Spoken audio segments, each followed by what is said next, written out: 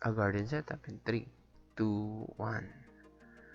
Hi guys, welcome to our channel. Brought to you by AgriFlex and AgriTanim. A simple urban garden setup. Yun ang i-represent natin yan.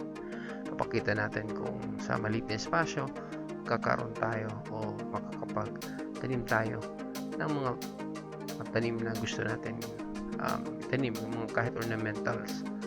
At paano rin, papakita natin na it is possible na magkaroon tayo ng ganung setup. Hindi naman kailangan na mga vegetable agad. Yun lang yung gusto natin itanim, just like what we are going to show. Ito may pan sila, sira na refrigerator, bali ginawa nilang pan ng muli at gapi. And also dito meron din silang rainwater catcher na setup. Bali inano nila yung ulan, sinasalb dun sa drum, ginagamit nila panghugas ng damit at saka yung dishes nila. Ang gardening naman ay hindi ganong komplikado at simple lang start. Start small. And that's it. Until our next presentation, share your thoughts and comment about your experience.